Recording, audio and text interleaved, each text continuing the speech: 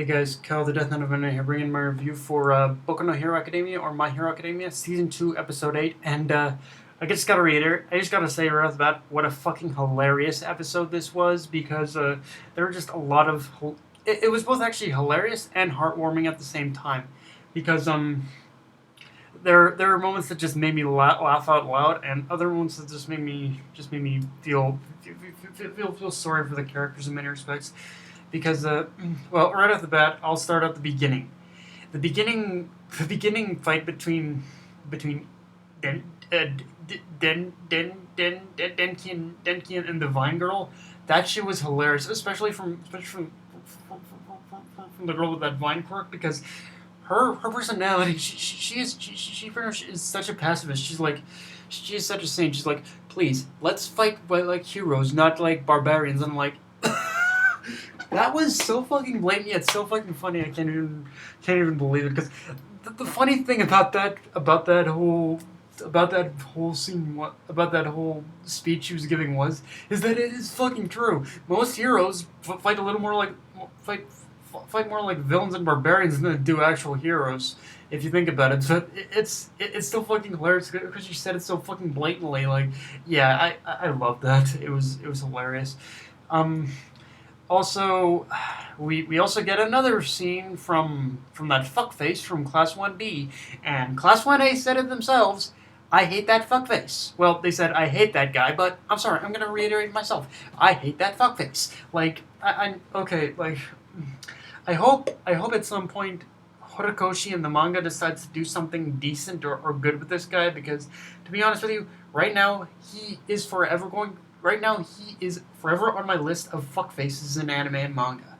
Like, I don't know what Horikoshi's gonna do with this guy, but I hope he does something with him soon. Something that'll make me believe he's a lot more than just a stupid asshole, a braggart asshole, and a fuckface. Like, seriously, I can't. I know I've said it before, or in my last episode, how much I hate this guy, but yeah, I fucking hate this guy. I hope Horikoshi does something with him soon. That'll make me like, it'll make me just forget how much of a fuckface he is. Otherwise, he's just gonna be used for stupid comic relief.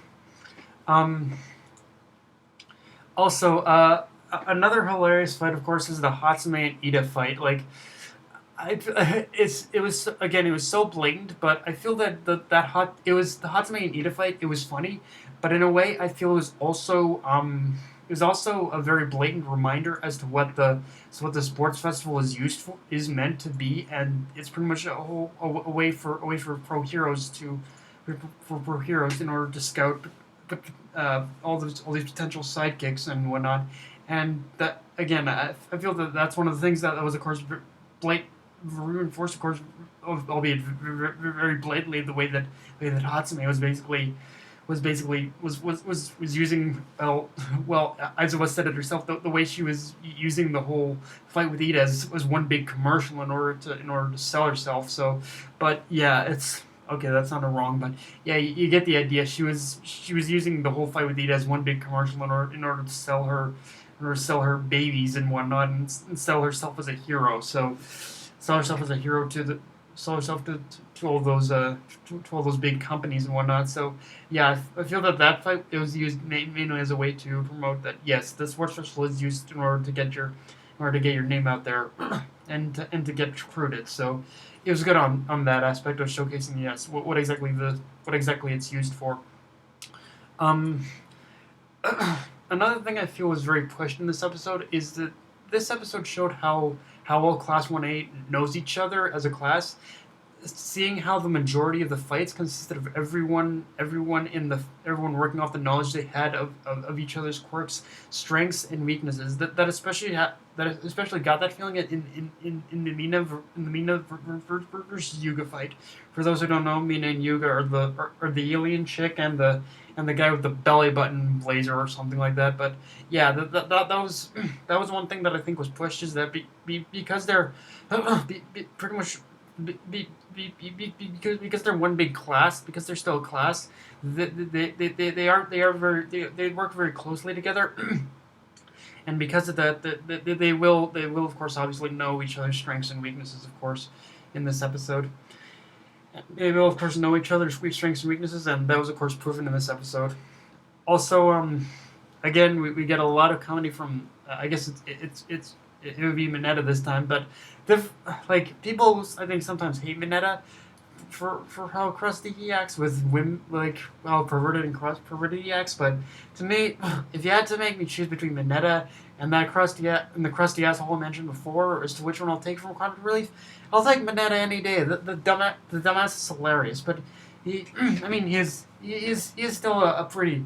I mean, I think his quirk is it does the quirk, even though his quirk is a minor one, it still does I think serve its purpose every now and then. So, yeah. Also, another thing in this episode is we get a lot of spotlight on Ochako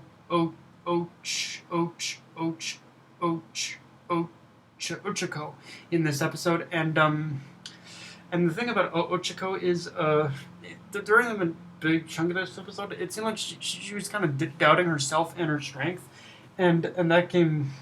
And that even came to a head when it was announced that she was going to face Bakugo. By the way, Bakugo, she's facing Bakugo. Yeah, it's going to be interesting to see for sure. But the thing about it is, I feel this. I feel this whole episode underneath all the hilarious moments. It gave her a lot of it gave Ochako a lot of humanization. I think like we definitely got a lot of development on Ochiko's front, and which is that even right now she was pretty much doubting herself because she was pretty much, well, like she said, she pretty much told Izuku that it's best to work with friends, but but she also was reminded during these, by watching these fights, that everyone is working in order to get recognized and get scouted, and I think she pretty much realized that in order to get recognized herself, she definitely needs to stand out more. And well, I think to me all these qualities that we got of Ochako in this episode of her wanting to stand on her own feet, even after, mind you, even after Izuku had offered to help her with the fight against with the fight against Bakugo. I feel her refusal to even accept Izuku's help is giving her great development. That yes, in order to become a hero, in order to get scouted and whatnot, she needs to stand on her own 2 feet. And I feel that these qualities, like these are qualities I think people underestimate a lot of times about Ochako.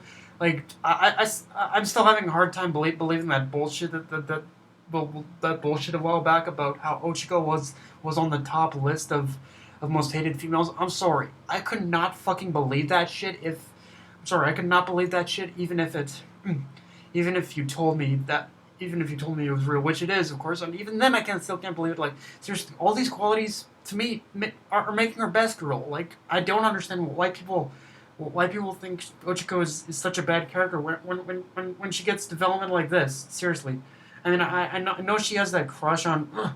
She has that little crush on Yuzuku, but she still never forgets to, in fact, show what a great hero she is. So, yeah. But yeah. Again, next up we have the. But anyway, next episode is definitely gonna be that fight with Izuku and, or sorry, between Ochako and Bakugo, and yeah, that's gonna be an intense fight. I know for sure. I have a feeling Bakugo is still gonna come up on as the victor in the end, but but I do. I do think it is going to be still a very interesting fight, to be honest with you, because if Ochiko's going with that kind of resolve, then yeah, I'll be satisfied with whether she wins or loses. Honestly, wins or loses if she goes in with that kind of resolve. But yeah, guys, that's pretty much my review, and if you enjoyed the video, like, comment, subscribe, or follow me on Twitter and Facebook. Death Knight of Many, signing off. Later, guys.